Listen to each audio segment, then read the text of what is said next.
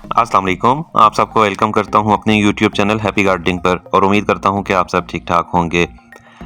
आज मैं डिवाइड करने लगा हूं डे लिलीज़ को और ये मेरे पास बहुत ही खूबसूरत वैराइटीज़ के डे लिलीज़ हैं और बहुत टाइम हो गया, तकरीबन मोर देन 2 इयर्स हो चुके हैं कि मैंने इनको डिवाइड नहीं किया और जैसे मैंने इनको लगाया था उसी में ही हैं। तो सॉइल इनकी देख लें ड्राई साइड पे है, अभी बिल्कुल मैंने इनको पानी नहीं दिया 1-2 दिन से 3 दिन से, तो ताकि मैं इनको अच्छे से डिवाइड कर सकूँ। सॉइल गीली होती है तो फिर थोड़ा निकालने में पॉट से थोड़ा डिफ़िकल्टी हो जाती है।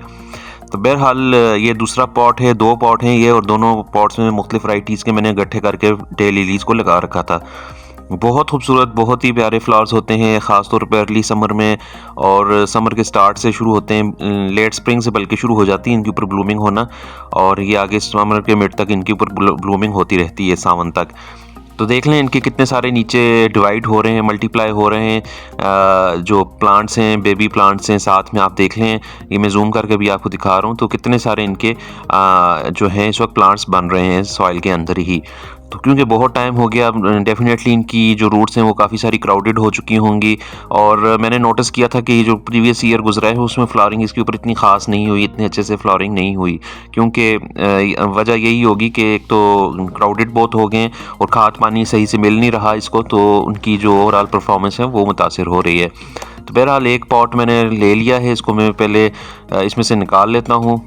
डे लिलीज़ का यही होता है कि एक दिन फ्लावर खिलता है, नेक्स्ट डे में वो मुरझा जाता है, विल्ट हो जाता है और कंटिन्यूसली 1 बाय 1 इनके ऊपर फ्लावरिंग आती रहती है, तो तभी इनका नाम डे लिली है कि सेम डे में ही वो खिलते भी हैं और शाम तक वो मुरझा भी जाते हैं। लेकिन उनकी खूबसूरती यही होती है कि एक तो बहुत प्यारे कलर्स में हैं, पेंटेड जिस तरह कलर्स होते हैं, और दूसरा ये है कि बहुत खूबसूरत और कंटिन्यूसली ब्लूम करते रहते हैं। एक हटता है दूसरा आ जाता है, मतलब 1 बाय 1 वो निकलते ही रहते हैं नॉन स्टॉप। तो देख लें कितना ज़्यादा क्राउडेड है, रूट्स कितनी ज़्यादा कंजस्टेड हुई हुई हैं, तभी ये जो है अपनी न्यूट्रिशन भी नहीं ले पा रहा था और उसके बाद इनकी जो ओवरऑल हेल्थ है वो भी ख़राब हो रही थी। इसकी रूट्स को मैं हटा देता हूँ और ये मैंने तकरीबन 2 के 3 प्लांट्स टोटल मंगवाए थे डे लिलीज़ के मुख्तलिफ वैराइटीज़ के। तो अब देख लें मल्टीप्लाई हो गए, कितने सारे हो गए हैं। अब आज इनको मैं डिवाइड कर रहा हूँ, टाइम मिला मुझे और काफ़ी टाइम से इग्नोर हो रहे थे ये वाले प्लांट्स डे लिलीज़ के। मैं बाकी प्लांट्स की तरफ तवज्जो दे रहा था, रोजेज़ की तरफ और बाकी जितने भी फ्लावरिंग प्लांट्स हैं, तो आज मैंने सोचा इनको भी टाइम दिया जाए और इनको थोड़ा सा मैं डिवाइड कर लूँ और थोड़ा सा इनकी सॉइल को फ्रेश कर दूँ। तो इनको अब मैं डिवाइड कर रहा हूँ। मैंने रूट बॉल पूरा खोल दिया है, रूट्स को मैंने लूज़ कर दिया है। अभी मैं क्या कर रहा हूँ, इनको सेंटर में से ऐसे स्प्रेड करने की कोशिश कर रहा हूँ, इनको डिवाइड करने की कोशिश कर रहा हूँ ताकि ये थोड़ा सा रूट्स इनकी खुल जाएँ। तो जो बीच में बाकी रूट्स हैं, टूटी हुई ख़राब रूट्स हैं, वो उनको मैं हटा रहा हूँ और इतनी मतलब हार्डी होते हैं, इतना ये नहीं है कि आप इनकी रूट्स को डिस्टर्ब करें फ़ौरन ये मर जाएं या कुछ ऐसा हो जाए, और वाटरिंग से मार सकते हैं। बाकी ड्राउट टॉलरेंट भी होते हैं ये। अगर सर्दियों में तो मैंने उनको थ्रू आउट पानी दिया ही नहीं है, जो बारिश कभी कभार हो जाए तो थोड़ी बहुत इसको पानी मिल जाता है, बाकी बिल्कुल पानी नहीं दिया मैंने इसको सर्दियों में। और उसके अलावा गर्मियों में ये होता है कि जब फ्लावरिंग हो रही है उस टाइम पे थोड़ा सा पानी का ध्यान रखना पड़ता है, स्ट्रेस में ना आए प्लांट। बाकी 2-3 दिन अगर पानी नहीं भी मिलता इनको कुछ भी नहीं होता, बहुत हार्डी प्लांट्स हैं और बिगनर्स के लिए भी मैं कहूँगा कि ये प्लांट ज़रूर लगाएं। अच्छे रहते हैं, केयर फ्री प्लांट हैं, इतनी ज़्यादा इनको तवज्जो ना भी मिले तो अच्छे से ग्रो हो जाते हैं। तो ये देख लें हल्के हाथ से मैं इनको खोल रहा हूँ और पूरे पूरे प्लांट्स बने हुए हैं। ये मैं नोट कर रहा हूँ कि ये पूरी पूरी इनकी रूट्स के क्लम्प्स के अंदर जो हैं वो प्लांट्स बने हुए हैं। ये देख लें, इनको भी अब फर्दर मैं डिवाइड करता हूँ। तो ये काफ़ी सारे, एक पॉट में से काफ़ी सारे प्लांट्स मुझे मिल जाएंगे और एक प्लांट लगाते हैं आप तो 1-2 साल के अंदर ये अच्छे खासे मल्टीप्लाई हो जाते हैं। तो एक दफ़ा आप थोड़ा सा ख़र्चा करके थोड़ा सा लगा लें ये, तो उसके बाद आपको ये हर साल मल्टीप्लाई ही होते जाएंगे। ये देख लें कितने मज़े के प्लांट तैयार हो गए हैं, पूरे पूरे प्लांट हैं। आप इनको बेफिक्र होकर लगाएं। रूट्स इनकी जो है हल्की बारीक वाली उनको ट्रिम ऑफ कर दें, जो बल्बस किस्म के स्वेलन जो होते हैं वो हैं नीचे बने हुए, तो रूट्स का स्ट्रक्चर उनको आप रहने दें, बाकी जो ऊपर लीव्स हैं उनको इंटैक्ट रहने दें। तो इनको आप सेपरेट पॉट्स में भी लगा सकते हैं। तो ये देख लें ये कितने अच्छे से ये प्लांट, बल्कि जो मैंने मंगवाए थे वो इसी कंडीशन में मंगवाए थे, सिंगल प्लांट्स जो थे। ऊपर से हल्का उन्होंने लीव कट करके रखे हुए थे और बाकी नीचे से रूट्स भेजी थी उन्होंने मुझे। तो इनको भी अब मैं सेपरेट कर रहा हूँ। ये देख लें इस तरीके से 1 बाय 1, और कितने जेंटली और कितने आसानी के साथ ये अलग हो रहे हैं। कोई इसमें मुझे मेहनत नहीं करनी पड़ रही, कोई इवन नाइफ़ का या किसी सीजर्स का भी यूज़ करना नहीं पड़ रहा। इतने हल्के हाथ से इनको मैं खींच रहा हूँ और ये डिवाइड हुए जा रहे हैं। तो ये अब सारे मैं अलग कर देता हूँ।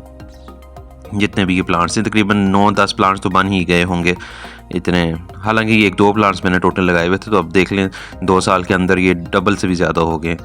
तो अगर आप 2-4 प्लांट्स ले आते हैं तो वो तो फिर उनकी मल्टीप्लाई बाय 3 टाइम्स कर दें तो इतने ज़्यादा प्लांट्स हो जाएंगे आपके। तो रूट्स को मैं, जो बारीक थिन रूट्स हैं उनको मैं हटा दे रहा हूँ। बाकी जो है ये क्लम्प जो है इसको भी मैं डिवाइड कर देता हूँ, इनको भी मैं सेपरेट कर देता हूँ हल्के हाथ से इनको खींच के। तो ये देख लें कितने आराम से, कोई मुझे मेहनत नहीं करनी पड़ रही है इनको खींचने के लिए या इनको सेपरेट करने के लिए। बस हल्का सा मैं इसको पुश करता हूँ और वो पूरा प्लांट उसमें से क्लम्प में से अलग हो जाता है रूट्स के साथ ही। ये देख लें, अब इसको हल्के हाथ से खींचूंगा। वो फंसी हुई होती हैं जैसे रूट्स, तो ये देखें बिल्कुल हल्के हाथ से मैं खींचता हूँ। ये बीच में स्ट्रॉबेरी का भी एक प्लांट लगा हुआ आगे, तो वो भी मैं इसको अलग करके कहीं पर लगा दूँगा। तो देख लें कि सारे प्लांट्स को जो है मैंने अलग कर दिया। ये सिर्फ अभी एक पॉट की बात है, ये एक पॉट में से मैंने ये इतने प्लांट्स निकाले हैं अभी। तो बाकी दूसरा पॉट अभी पड़ा हुआ है, उसको भी अभी मैं टाइम में लेगा जैसे, तो उसको भी मैं लगा के सेपरेट करके प्लांट्स इसी तरीके से उनको सेपरेट पॉट्स में लगा दूंगा। तो अभी क्या करूँगा, इसकी सॉइल को मैं फ्रेश करूँगा और ये देख लें कि कितने प्लांट्स तैयार हो गए हैं। ये देख लें 1 2 3 4 5 6 7 8 9 तकरीबन 10 एक प्लांट्स के तैयार हो चुके हैं, इतने सारे प्लांट्स एक पॉट में से। तो इनको मैं सेपरेट करके अलग पॉट्स में लगा दूंगा। तो ये अभी सॉइल को मैं फ्रेश कर देता हूँ। ये दूसरा पॉट है, इसको मैं अभी बाद में इसी तरीके से सेपरेट करूँगा। अब मैंने इसमें सॉइल डाल दी है इस पॉट में, रिन्यू करके फ्रेश करके। अब इसमें थोड़ी सी मैं गोबर खाद डालूँगा ताकि जो है सॉइल जो है फ्रेश हो जाए, न्यूट्रिएंट्स वापस इसमें आ जाएँ थोड़े से, जो इतने अरसे से सॉइल जो है हो रही थी, रफ़ हो रही थी। तो अब जो क्लम्प्स हैं वो तकरीबन मैं इसमें 1 या 2 प्लांट्स लगाऊंगा। हालांकि ज़्यादा भी लग सकते हैं, लेकिन अच्छी ग्रोथ के लिए मैं 1-2 प्लांट्स लगाऊंगा, ताकि आपने देख लिया स्प्रेड भी होते हैं, ये मल्टीप्लाई भी होते हैं। तो इतनी स्पेस इनके पास रहे कि मल्टीप्लाई भी हों।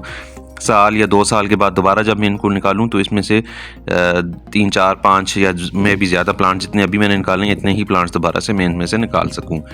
तो इसमें अब मैं सॉइल भी डाल देता हूँ और साथ में जो गोबर खाद है वो भी डाल दूँगा। तो इसमें मैं 2 प्लांट्स लगा देता हूँ, ज़्यादा नहीं लगाऊंगा।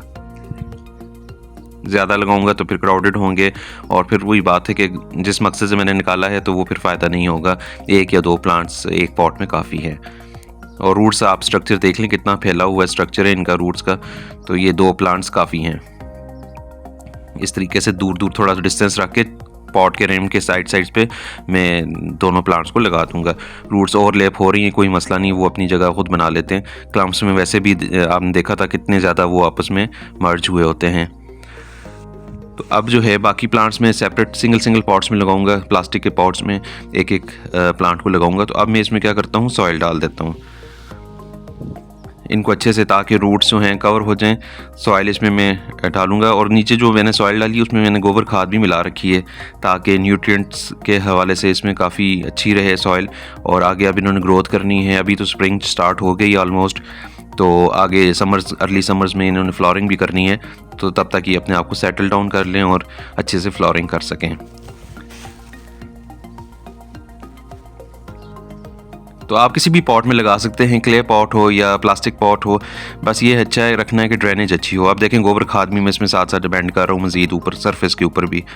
सॉइल में नीचे बेस में मैंने मिला रखी है गोबर खाद, लेकिन अभी ऊपर भी दोबारा से मैं गोबर खाद डाल रहा हूँ। और मैं आपको हमेशा बताता हूँ कि इसी तरीके से मैं अपने प्लांट्स लगाता हूँ पॉट्स में।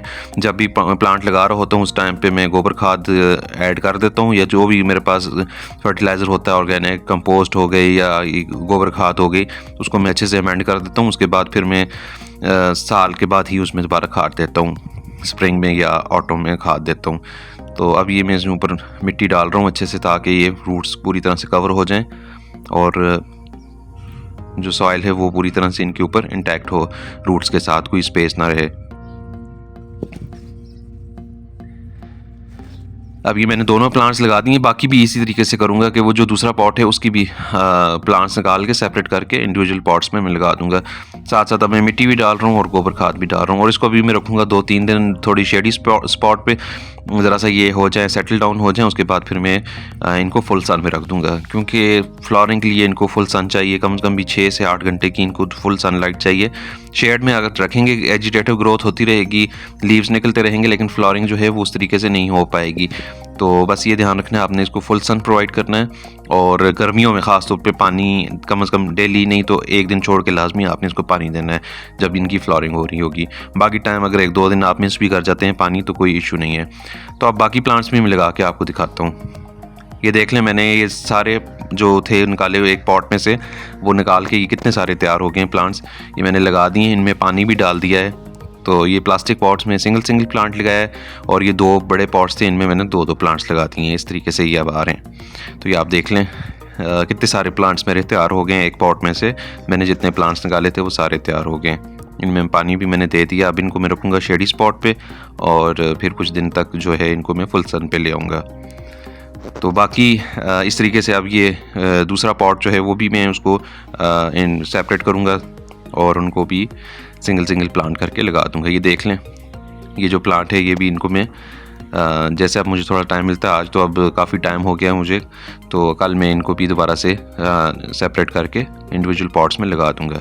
ये देख लें, इसमें तो बहुत ज़्यादा बेबी प्लांट्स बन रहे हैं, छोटे छोटे बहुत सारे इनके प्लांट्स बन रहे हैं। तो उम्मीद करता हूँ कि आज की वीडियो आपको पसंद आई होगी। अगर वीडियो पसंद आई तो चैनल को ज़रूर सब्सक्राइब कीजिएगा। मिलता हूँ इंशाल्लाह नेक्स्ट वीडियो में किसी और प्लांट के साथ। तब तक के लिए अल्लाह हाफिज़।